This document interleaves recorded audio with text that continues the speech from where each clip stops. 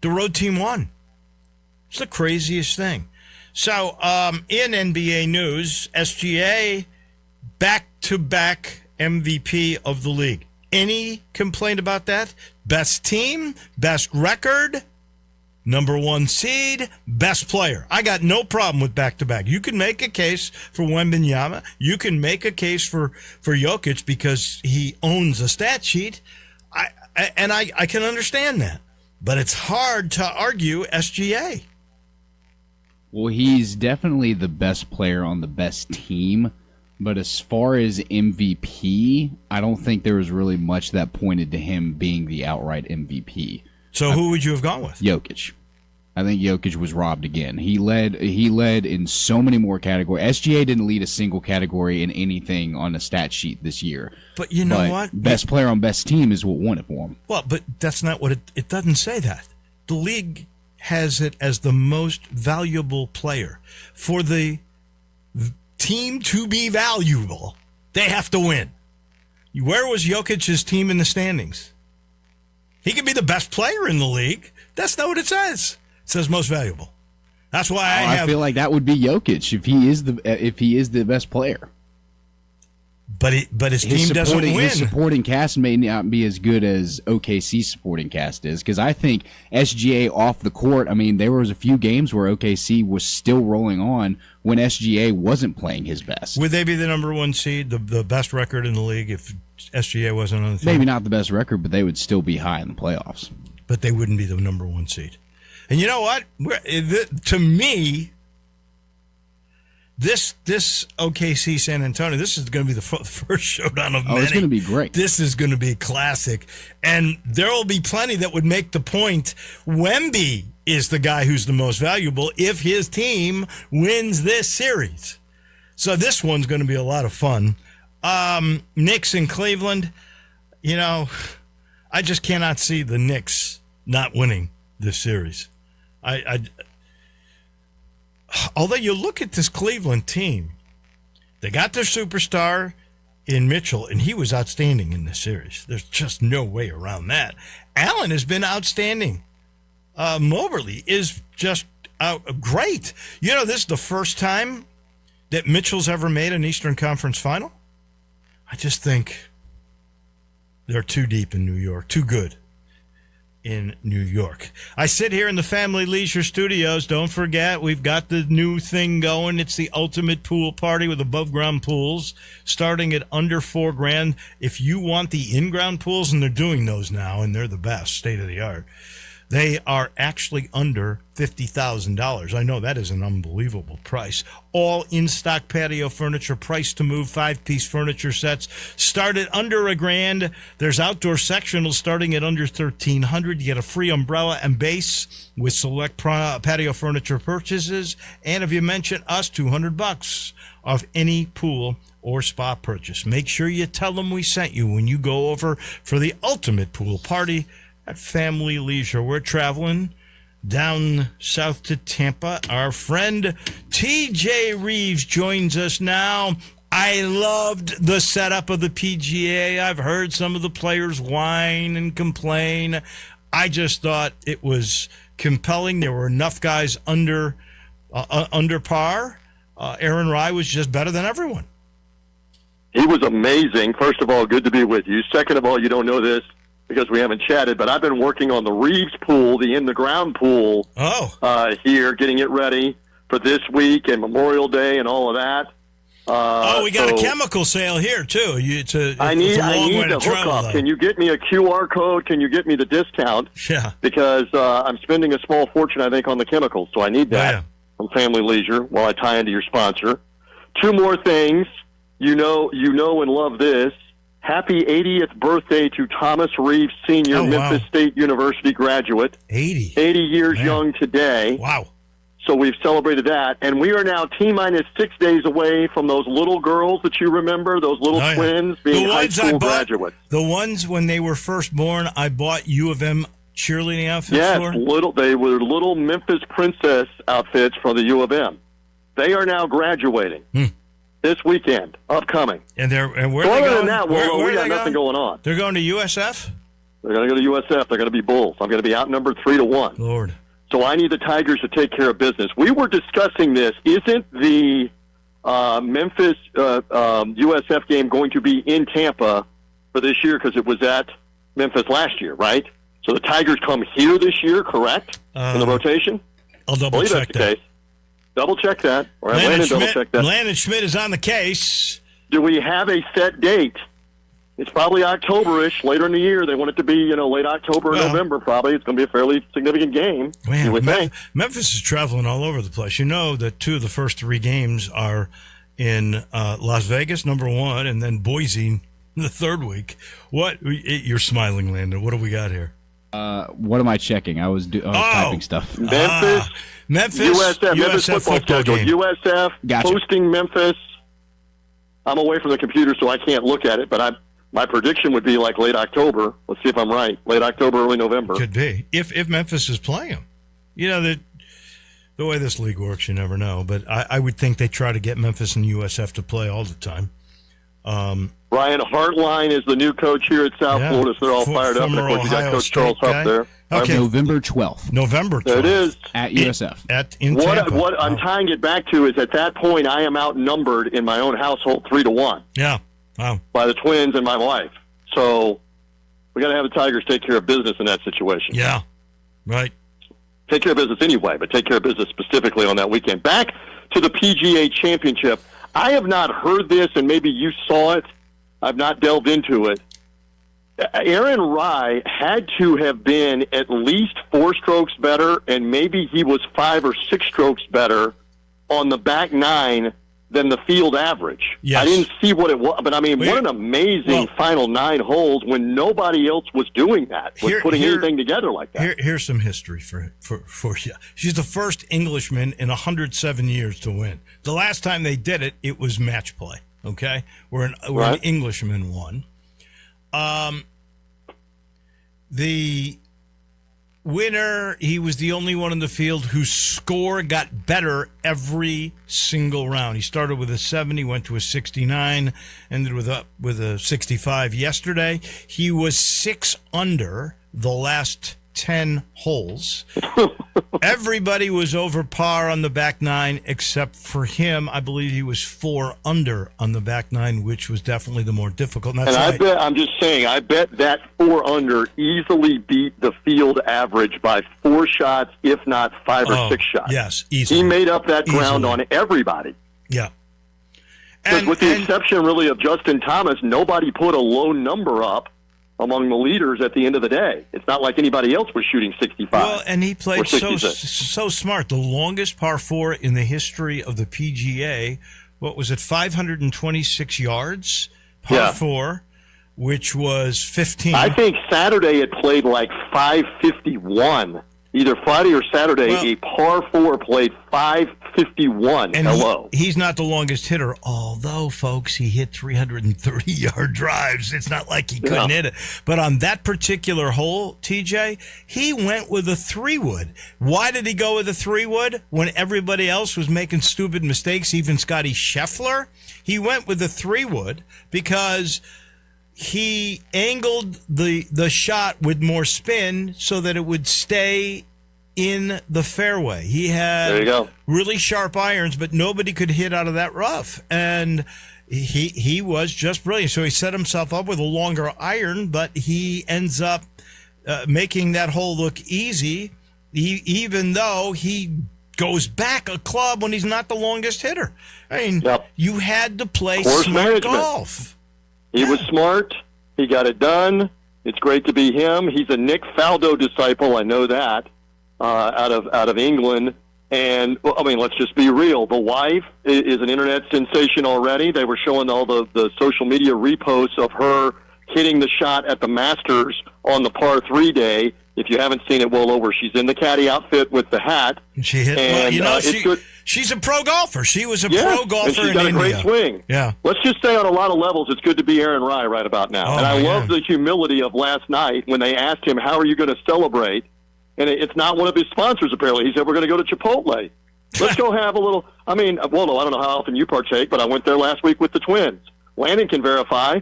Go get you some solid protein bowl or burrito at Chipotle. How about Why not? It's like, it's what you do. He's a down-to-earth guy. He wears 2 gloves because that's what he did growing up in England when it was cold. His parents bought him irons that were really expensive and, in his mind, very valuable as a youngster. So he decided to protect them. How we all have head covers? He's got iron covers. He still uses iron covers to this day. That? He doesn't pay for his equipment anymore, ladies and gentlemen. He doesn't have to use them. Yeah, right. But how about, I did put it on social media, how about the final vindication you can win a major with 2 gloves for Tommy Two Gloves Gainey, there you go. the player from the tour. Right. We love that. So this is a tremendous story, and again, it's a much bigger story over in Britain because that's where he's from. And the wild thing is he is only the 4th international non-American, essentially, to win this because it's Padraig Harrington, Jason Day, Rory, and him in the modern era of the PGA Championship, which is crazy. So, we're 10 Americans in a row had won before he won yesterday. Right. So we really own this. The last one to win that wasn't an American was Jason Day. Correct. And that was like 15 years ago. And so here's the real question. Does he fade back into the background and kind of anonymity, which has happened before? Sure. Or is this a sign that he's going to win 2 or 3 more prominent times on the PGA Tour or in a major? I guess time will tell. What's your read? What do you think? You know what? I think he wins a couple more times. I don't think he's going to emerge as a superstar. I really don't. But I think on really hard golf courses, like I would give him, he's a little like Andy North, who only won 2 majors. They were both U.S. Opens because he could play really tough courses where you have to be totally accurate. So I think he's going to win a few more times, 2 or 3 more times, and he'll do it on hard golf courses. But Bombers courses, he's not going to win on. And that's where guys like Scotty and DeChambeau, who came apart again, and Rahm, who can hit the ball a mile and a half. Well, he was there. McIlroy can hit a ball almost 400 yards out. It's just but crazy. McIlroy couldn't hit a fairway. Well, that was his problem. But Rahm, he couldn't Rahm hit a fairway, was right and he couldn't there. putt. Neither Right. Scheffler couldn't putt either. Correct. So it was great to watch all of this, and now we'll crank back up for the U.S. Open in about a month. But yeah. That was a lot of fun to watch, and I know you got to go here. No. I got 2 questions still to ask you. One of them in pertaining to golf, and that is we are kind of, because that was the second major halfway through the year. So you've had the Masters that went to McIlroy. Now you got Aaron Rai winning this one. I'm trying to remember who won the Players. It was with Cam Young, right? Cam Young. Who would be your player of the year at this point? TBD. Got to see more. To be determined. Yeah, I think I'm you're copping out on you. We haven't seen enough. Scheffler has won, obviously, several tournaments. I think 3. Has he won 2 or 3 at this point? So he's in the mix. Scheffler's only won once, but he's been runner-up and twice. And he finished runner-up in the playoff with Fitzpatrick at Hilton Head in the elevated event. And the Masters, by the way. Yeah, that's the first time in his last 3 humongous events here that he hasn't finished second. Right. Scheffler. So he's been on a bit of a roll. And it'll be interesting to see what the TV audience was, because all the drama was gone, and they still had 30 minutes to televise before they could do the celebration. And that works fine if the name is Tiger Woods or Phil Mickelson or Rory or Scheffler. It ain't exactly going to keep people glued if it's Aaron Rai, who nobody knows. So that was highly unusual that you had 30-plus minutes of golf. And really, after he made the long birdie on 17, it was over. Well, he's now up by 3 shots. That's when the girls started writing in his name. Yes, because at that point, you still got 45 minutes or more before everybody else is going to be done. Yeah. The tournament is essentially done. So I think they're going to take a hit on that with the audience, but we shall see. I thought once he birdied 16. Hey, I know you got to go, correct, here in a minute or two. I want to ask you one more question. It was about the NFL schedule release, which my Bears had the hardest, but it's about the 5 Netflix games and what Congress is going to do, because there's plenty of people really up in arms about the fact that you got to buy the streaming thing, and it ain't cheap, in order to watch these 5 NFL games. And, the league's got antitrust exemptions, and, So their argument is most of the games are available in the local market. You're getting numerous games, and when the local teams are playing on those streamer games, as you know, Netflix, Amazon, they have a local station that shows them. I don't believe that there is for the Netflix games. That's why I bring it up, because there's a Wisconsin I don't know what. Okay, we got to check the very nuance. upset about a Black Friday game. It's a game that the Packers are involved in. It's on Netflix. There will be no home free TV, and he's going after him. Okay. Well, that is an issue. That is an issue for them to solve. And by the way, I know you got to go. Have you brought up the proposed 24-team college football playoff, and are you for this or against this? I didn't hear you. Are you with it? I am not. Or are you like me saying, I told you so, that they weren't going to stop with the greed and the power-hungry part of this with just having 12 teams? We're going to go from 12 to 16 to 24 at like the McDonald's drive-through window while we plug away. The first time I heard the Big Ten talk about it, I honestly thought it was positioning and bargaining chip, and that's what it was all about. I don't think I want 24 unless I get assurances the group of 6 gets another team, and they won't. This is all about the Big Ten. If they go to 24... If they go to 24, it's to put 18 or more teams from the Big Ten or the SEC in the playoffs. Right. And so now you're going to have 18 from 2 conferences. And you're going to kill the bowl games. They're already in limbo. You're going to kill the bowl games. So no, I'm not for it, and we're going to talk a lot about that with our good friend Mike DeCourcy from the Sporting News. There we go. Just a little. I'm not for it either. See if you can solve that issue. Always good to be with you. Oh, and how about the Super Bowl to Nashville? I got that in my medals. I just was in Nashville and saw this incredible building coming up. Oh, yeah. And that follows the pattern that if you have the new stadium, if you've built the new stadium, they will reward you with the Super Bowl, and there you go for Nashville. Well, yeah, and how about, and is that one a retractable roof? Because Nashville can be cold in February. Is that one going to have a roof? Yes, it will. It okay. Absolutely will. The only one that makes no sense of these new stadiums is Buffalo, the one that needed a roof the most. They're not doing it. So that is correct. Go figure. Listen, my friend, have a great Monday. You too.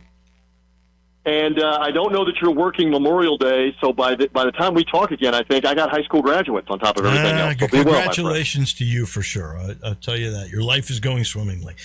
We will talk next week if, indeed, I'm pretty sure we will have programming on Memorial Day. Is that correct, Landon Schmidt? Do you have any idea? Double check on it. Yeah, we will. All right. Thank you. We appreciate it. Since he brings that up, program note, Ole Miss baseball preempting me tomorrow. And if they beat Missouri, which they should, preempting me on my Wednesday, Dennis Phillippe's going to go crazy. What's he going to do? I don't know. And I don't know what I'll have to move golf picks to Thursday somehow, some way. It's going to be interesting. Wow. Man, I'll have to figure all that out just to let all of you know as I sit here. Let you know this portion of the show is brought to you by the good folks at Cadillac of Memphis. That's Landers Cadillac of Memphis. And by now, I know you know this. Cadillac's the benchmark, right? That's the standard of excellence. We've all known that forever. Well, Landers, that's the standard of excellence. Wherever you go, any Landers shop, you're going to get the best top dollar for trades. That's a fact. It's been happening that way forever. That's a place you can trust. If you need service on your car, they're going to take care of your car. They're going to get to know you, everything about your car. It's so easy. And you can see how much you can save with the Landers Easy Pass. That's Landers Easy Pass at CadillacofMemphis.com. Go there. You can save even more. The new Cadillacs, of course, are here, and you know they sell fast, and you're getting top dollar. I guess the best thing to remember is if it doesn't say Landers, you paid too much. We take a break. We're headed to Pittsburgh, PA. From the Sporting News and the Big Ten Network, Mike DeCourcy on his Big Ten pushing for a 24-team college football playoff. Be sure to download our Hub 901 app for instant access to Sports 56 and all the Flynn broadcasting stations from anywhere. Go to the App Store and get the Hub 901 app today. Unlock your new go-to spot, Codes Dispensary in Steele, Missouri, just over an hour from Memphis. When you're ready for a legal, reliable option, they're right up the road. Explore the full menu of top-shelf products in-store and online. Short on time? Order ahead and cruise through the drive-thru for a quick pickup. Stack rewards while you stock up with Club Codes. Earn points for every dollar spent. Codes Dispensary, now open in Steele, Missouri. Supreme Cannabis that's worth the drive. Learn more at codesdispensary.com. That's codesdispensary.com. Take your basketball skills to the next level at Shoot 360 Memphis. Shoot 360 is a revolutionary basketball training facility that combines cutting-edge technology with gamification and provides instant, objective feedback with hands-on, one-on-one expert coaching. And now, introducing Shoot 360 Cordova, a newly renovated 50,000 square foot facility with 2 NBA regulation-size courts, 3 high school-size courts, and 4 shooting bays with Shoot 360 technology. Memberships are now on a monthly basis. And yes, you can become a member at both locations. Whether you're an aspiring young talent, NBA player, or looking for a unique workout, all skill levels are welcome at Shoot 360 Memphis to learn proper shooting and passing techniques, improve fundamentals, and gain a competitive edge while having fun. Shoot 360 Memphis, now in Cordova and Collierville. Call them today at 901-779-3176. That's 901-779-3176. The future of basketball training is here. Shoot 360 Memphis. Shop the Sherwin-Williams Memorial Day sale and get 30% off paints and stains May 15th through the 28th. Whether you're refreshing your interior or exterior, we've got the colors to bring your vision to life. And with delivery, getting everything to your door is easier than ever. Shop online to have it delivered or visit your neighborhood Sherwin-Williams store. Retail sales only. Some exclusions apply. See store for details. Delivery available on qualifying orders. Guns, guns, and more guns. Over 700 firearms in stock. Home defense guns, old guns, new guns, used guns, big guns, little guns. Every gun you can think of, Classic Arms has them. All brands like Glock, Sig, Colt, Ruger, Smith & Wesson, Browning, Beretta, Benelli, Remington, Winchester, and more. Guaranteed lowest prices in town. Only gun importer in the Mid-South. Free gun inspections and appraisals and free bore sighting for the upcoming deer season. Shop online at ClassicArmsOfMemphis.com or visit Classic Arms at 1740 Germantown Parkway behind Corky's Barbecue in Cordova. Now back to Wolo and Friends on Sports 56. Here once again is the voice of the Tigers, Dave Woloshin. We're headed to Pittsburgh momentarily. Mike DeCourcy from the Sporting News and from the Big Ten Network is going to join us. He's brought to you each week by Memphis Tourism and the Memphis Sports Council. I mentioned just a little bit ago that EYBL Nike event at the Memphis Sports and Events Center was taking place, same area, Liberty Park, right where the World Championship Barbecue Contest was going on. Do you realize, and of course, Memphis Sports Council, Memphis Tourism were involved in both those events. It meant millions of dollars in economic impact to the city. So all I can say is Memphis Tourism and the Memphis Sports Council, we're a winning combination, working year-round to bring visitors and sporting events to our community that help fan those flames of economic development, and they bring you Mike DeCourcy every single week. Good morning, Mr. DeCourcy. We spoke last week about the expansion of the NCAA tournament. Now your league that you do a lot of work for, the Big Ten, is pushing a 24-team college football playoff. The ACC is going along. I always thought when they brought this thing up, they were just trying to have a bargaining chip, using it for leverage to settle on 16 with the SEC. But now I think they're serious about this. I'd love your thoughts on this whole process. Good morning. Good morning, Dave. I don't love the idea.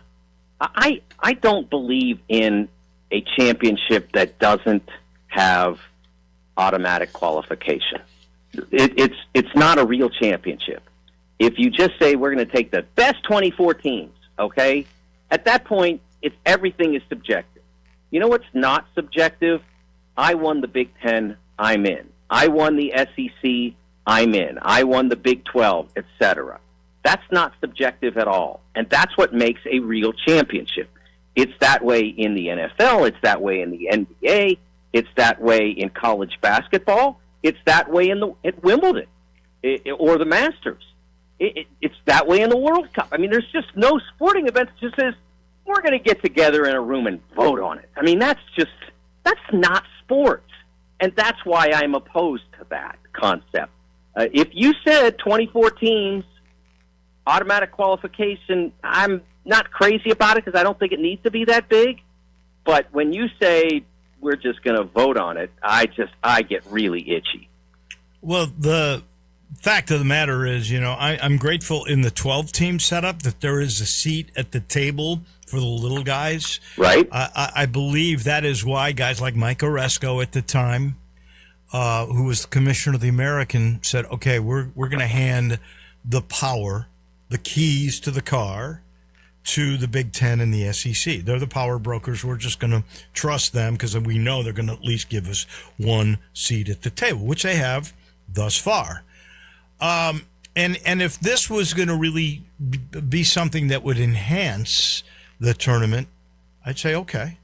But that's not, to me, this is just like the expansion of the basketball tournament. This is for more teams and more money for the two biggest power leagues, the ones I've already mentioned, the Big Ten and the SEC. There will not be an additional group of 6 teams that will be involved in this.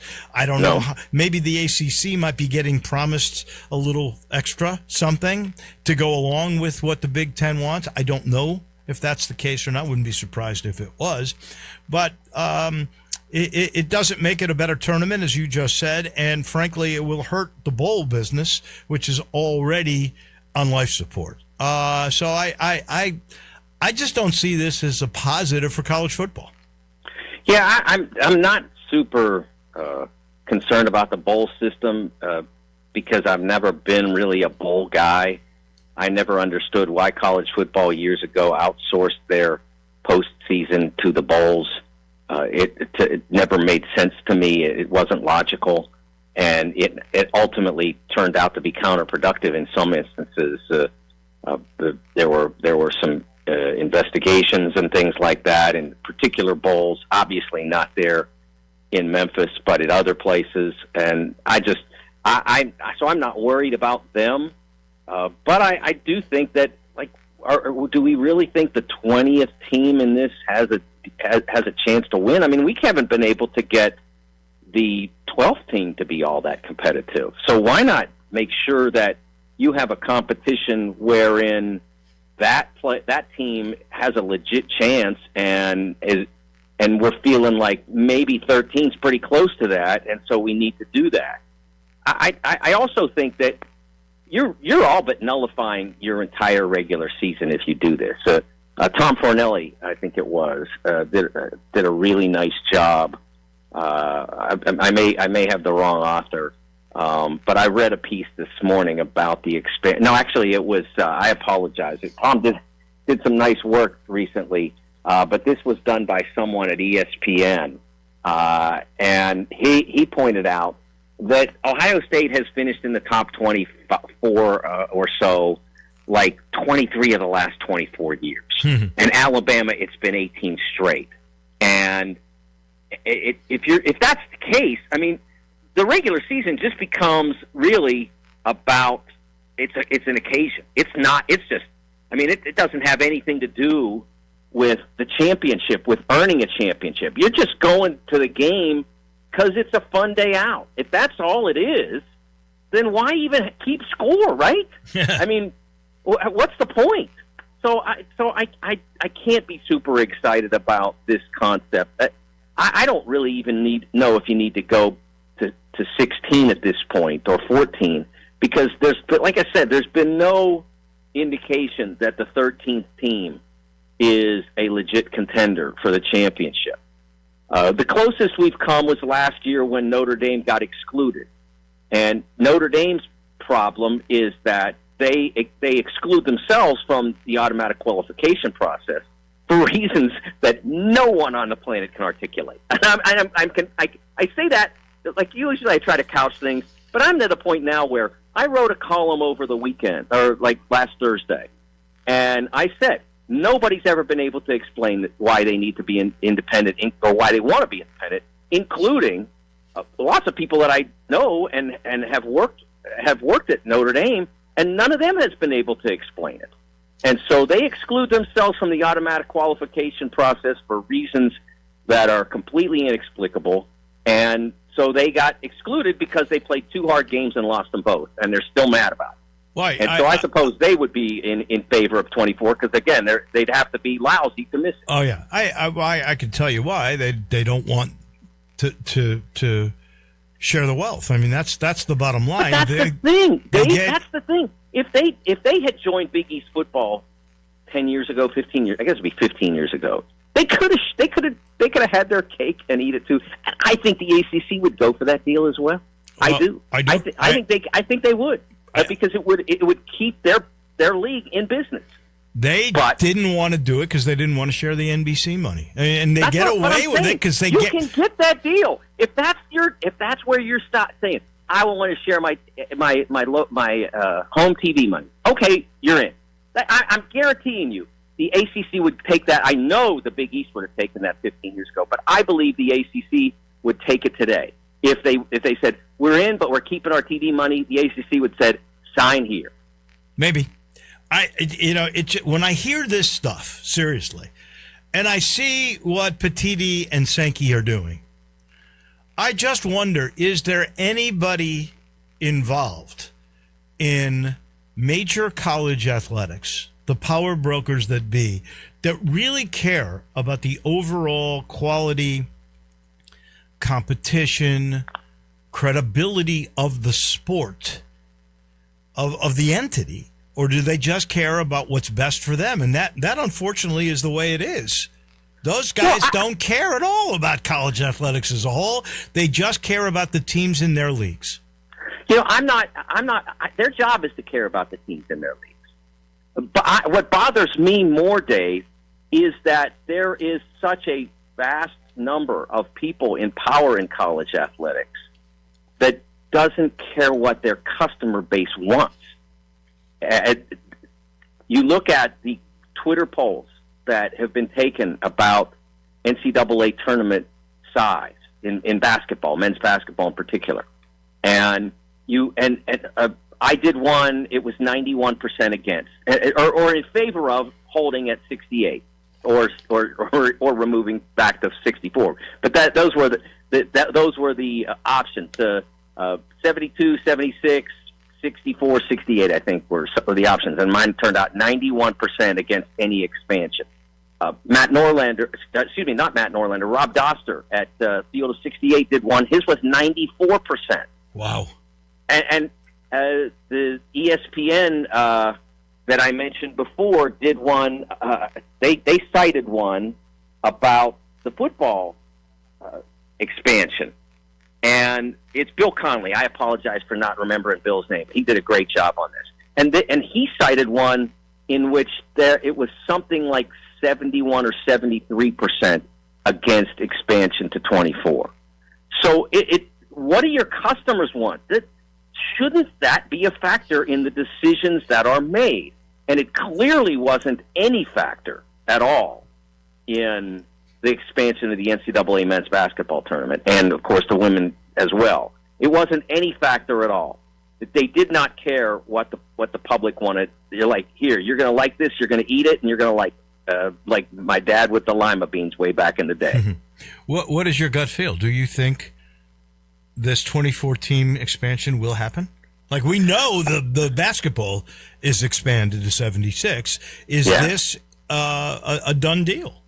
I think it's kind of up to the SEC at this point. If they continue to resist, it probably will go to 16, and then maybe in a few years they'll see. But it really seems to be up to the SEC because they've got the 24-team concept has everybody else on board. The Big 10, Big 12, ACC. Yeah. So everybody else is kind of on board. So it's really up to the SEC, and I think that they are right about the idea of not expanding. And one of the things that Bill Connolly said in his piece, and that I totally agree with, I think it still should matter who wins the conference. And that goes back to the automatic qualification process. Well, if they go to 24, they ought to do the 11. There's 11 conferences to play Division I college football, correct? Yeah. They ought to just go, okay, the 11 champions, they're in. Yeah. And then you get 13. The Big 12, the Big 10, the SEC, the Big 12, and ACC would all share 13 spots. Come on. Right. Not enough. Yeah. If they did it for that reason, I could see it. But they won't. They won't. But that's not the plan at all. Yeah. All right, real quick, because I wanted to get to this last week.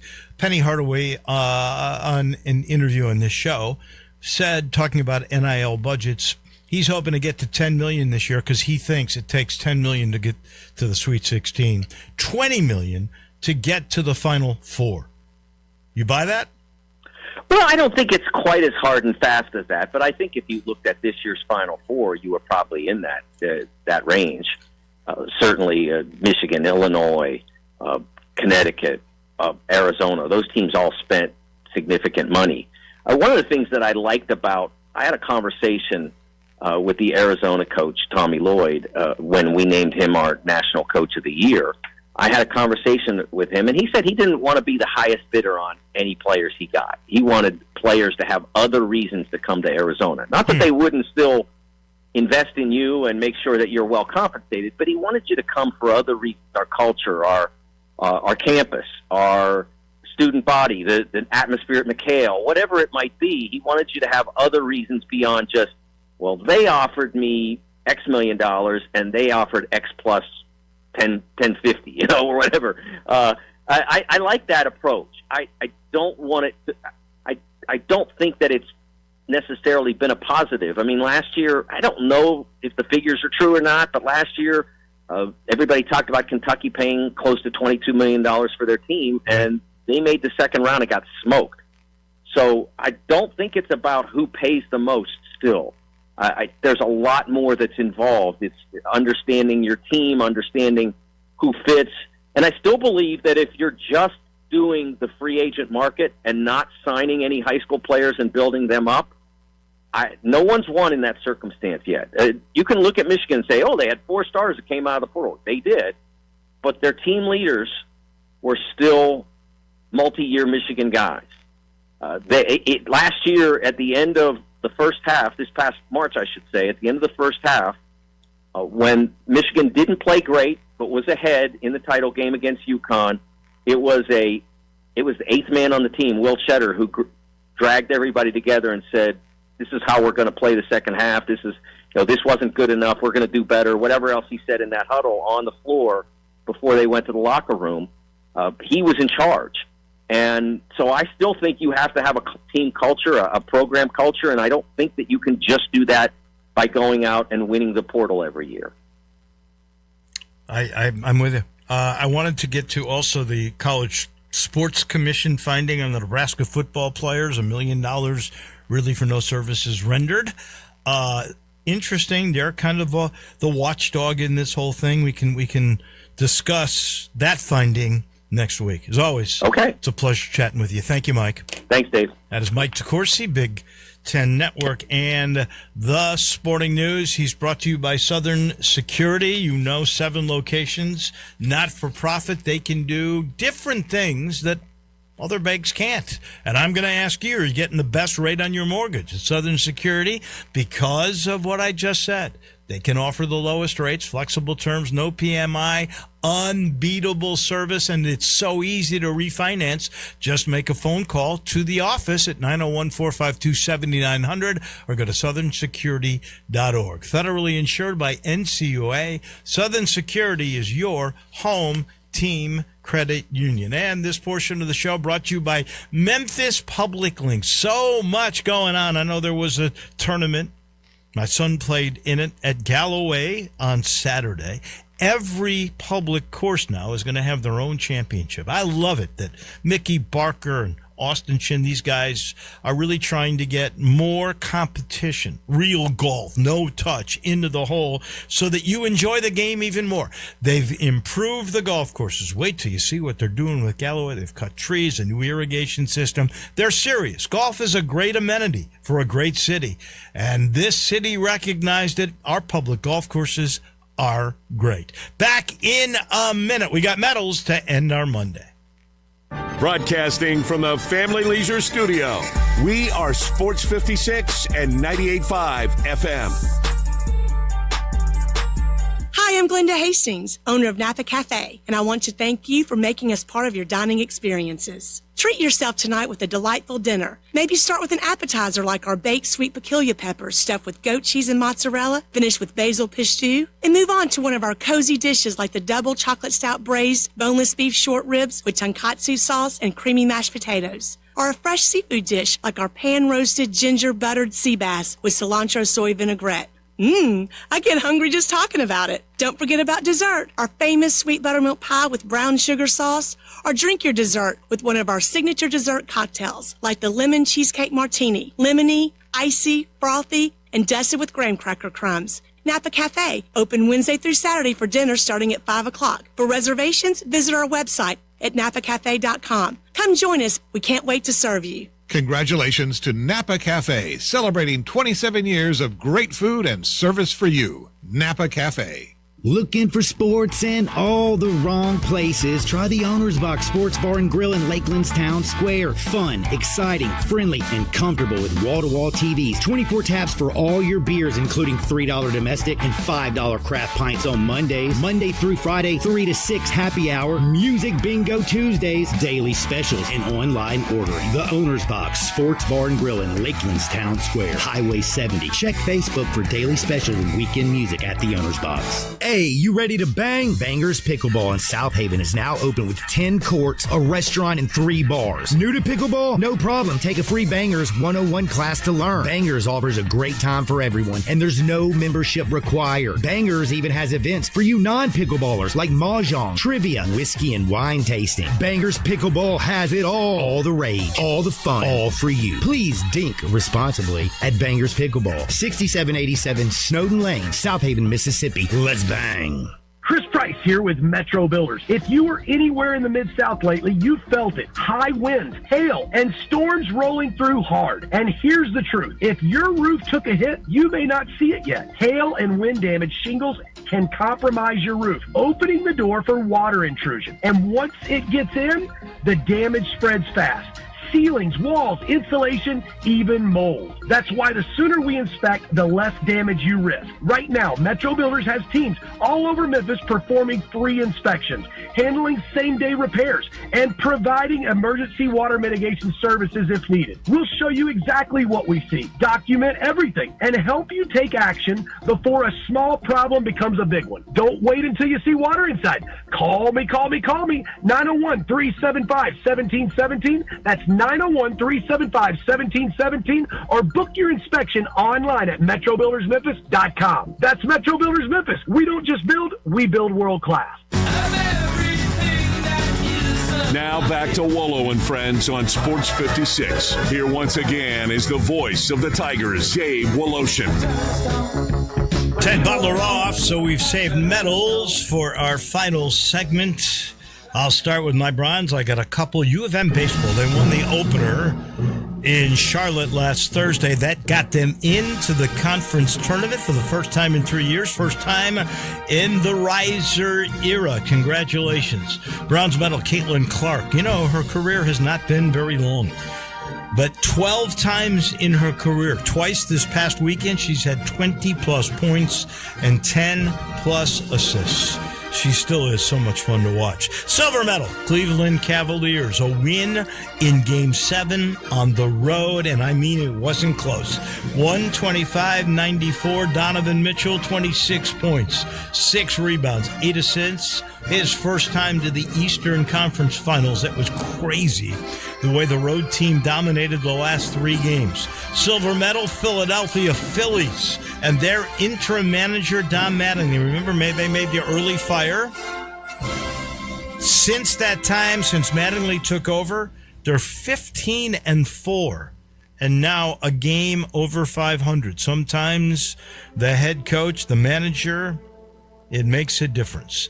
And 2 gold medals, 1 Aaron Rai and the PGA. I love the golf course setup. I know they got plenty of people that complained it was too diabolical on the greens. It's a major championship, folks. Mm-hmm. It's supposed to be difficult. Yep. And there were plenty of people under par. You just had to play great. And Aaron Rai did. He's the first Englishman since 1917 to win. This is crazy. When this tournament opened up, he was a 290-1 shot. That's the longest odds in years that any golfer's ever had in a major, and he won the major. Oh, and my final gold goes to Nashville. Give him credit. I was just there this past weekend. I saw this incredible building. It really is amazing. It's changing neighborhoods, and they're going to get a Super Bowl. It was announced yesterday they're going to get Super Bowl in 2030. What a story. The growth of Nashville is, I know it hurts a lot of Memphians, including myself, but it's you gotta sit there and go, wow, they have really done it. Yeah, absolutely. Well, my first bronze I'm giving to the Mets in their win over their series win over the Yankees. It was the first time in 2 years that they had completed a comeback after trailing 8 innings. Hard to believe that it's been 2 years since they've done that. Really? Oh, yeah. They've been terrible at mounting comebacks. But finally, in what has been an abysmal start to the season, I guess they're starting to finally figure something out. I don't know what it is, but they're doing pretty good. Also, sticking with baseball, yesterday, Florida International and New Mexico State played one of the highest scoring matchups that I've ever seen in my life. FIU won this game 30-21. I saw with Arkansas over the weekend, they had I think it was a 12-1 lead. And then it was 12-12. It was they ended up winning 19-17 or something crazy. But looking at that, I thought whoever posted it was posting just a weird score from the history of college football, like maybe this happened on something or whatever. But for that to be a baseball score, that's crazy. That's insane. But another bronze medal I'm also giving to softball. Softball over the weekend was pretty crazy. In a battle of Texas Tech and Ole Miss, the Rebels were leading the game 8-0, heading into the bottom of the 7th. And then in just 2 innings, Texas Tech completed a comeback and won 10-9 in the bottom of the 8th. It was incredible to see the series, how it played off. One hit, I believe, brought in 4 runs for Texas Tech, and then they just kept mounting up the runs. I wonder when they got ahead 8-0, because in the regular season, I don't know about the College World Series or the conference tournaments, but if there's an 8-run rule after 5 innings. Well, so it was probably a slow mount throughout the entirety of the game, and then to mount a comeback like that. So really, really good baseball over the weekend on just really every front. Silver medal, no matter how you look at it, still the accomplishment of winning MVP is still something to brag about. So SGA gets a silver from me. First guard to do that since 2016, Steph Curry. So give him his flowers. It's still an impressive feat to win MVP. I know we don't talk a lot about MMA, but did you catch Ronda Rousey's return over the weekend? What was it, 17 seconds? 17 seconds. Yeah. She won with an armbar submission. Look, I got to give props where props are due. That's her that last was incredible. One. She's 39 and she beat out somebody that was 40-something. Something like that. This is, I hate to say it, but apparently MMA needs a shot of some youth here. I guess so. And then the whole announcement of Conor McGregor coming back as well. So I guess this is just publicity stunts going on right now, but still very impressive. So I have 3 golds. 3 goals. My first one, obviously, going to Aaron Rai, becoming the first Englishman to win the PGA since, what did you say, 1917? Yeah. I think I saw somewhere that they were saying 1919. Yeah, 1919. Yeah. Huge shout out to him. Incredible, like everything that we've been saying. The majors are supposed to be hard, and Aaron Rai did an incredible job. Napoleon Solo winning the Preakness in incredible fashion this past weekend. I thought deserved a gold medal as well. They came back. He was, I believe, in the middle of the pack, and then I was actually watching this with John and just seeing how his jockey maneuvered the end at the very end of that race was really, really cool to watch. Very short event, but very exciting. Yeah, so is Napoleon Solo now going to race in the Belmont? We should hope so. Golden tempo, we hope. I mean, we're not going to get a triple crown, but maybe we'll get a battle between those two guys. And then my final gold, Dave, last week D1 men's volleyball announced their national champion. You want to have any idea of who won the national championship last week? Could it be Hawaii? You would be absolutely correct. Hawaii beat out Long Island, or Cal Poly, to win the national championship in Go men's Rainbows, baby. volleyball. Go Rainbows. And I got one, Rust. It's home court advantage in 2 different series. We saw what happened. The road team won, and decidedly in the last 3 games, 5, 6, and 7, in the Pistons and the Cleveland series. Same thing in hockey. This series, Montreal and Buffalo, has been so entertaining. And again, I think out of this 6 games that have been played, I think the home ice has only won twice. 4 road wins. The last 2 in particular. Tonight, Game 7, it's in Buffalo. I'm pulling for Montreal because there hasn't been a cup winner from Canada since '93.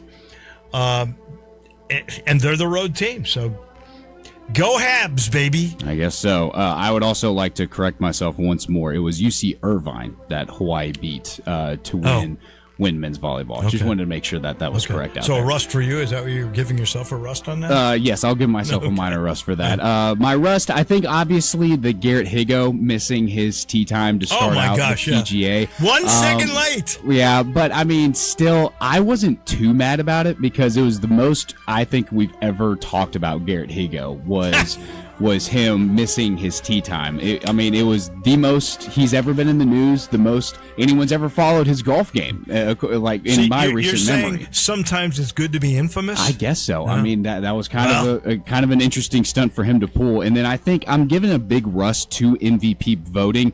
I know it went certain different ways, but the fact that Luka didn't receive a single first place vote, I think is pretty ridiculous. He didn't play half the year. The dude led the league in points per game. He wasn't eligible for the award. I thought he was. No, I thought games. he and Cade Cunningham were both eligible to do it because they had changed something. I don't think Luka was because maybe I don't remember. But anyways, for him just not to receive a single vote, I think was pretty ridiculous. I think if the dude is leading the league in points per game, go double check to see. I will if he was eligible for that thing. But, I mean, I know the big news story came out where he didn't receive any votes, so I think that tells me that he was at least somewhat eligible. And those are medals, good and bad. They're brought to you by somebody who's always good, and that's Sheldon Rosengard, Mark Bensdorf. He's the guy who executes the plan. You got to have a plan, and you got to work your plan, and that's exactly what Sheldon does. He stinks at golf because he can't practice. You got to practice. Look at what Aaron Rai, look at his regiment of practice. But he can't because he does that same sort of work ethic with his strategic marketing program to sell your house. And he does that 24/7, 365. He's amazing and successful. He's the quickest guy to get you to the closing table for the best price on your house. Talk to 2 or 3 real estate brokers. That's what Sheldon tells you. Just make sure he's one of them. Then he'll talk strategy, that strategic marketing program that works. Go see it, MemphisRelocate.com, or call 483-0546. Get to the closing table with Sheldon Rosengarten, Mark Bensdorf. I'm off tomorrow. If Ole Miss beats Missouri, they're big favorites, I'll be off Wednesday, so there's a good chance we'll be talking next on Thursday. Enjoy your day. Johnny Radio's next.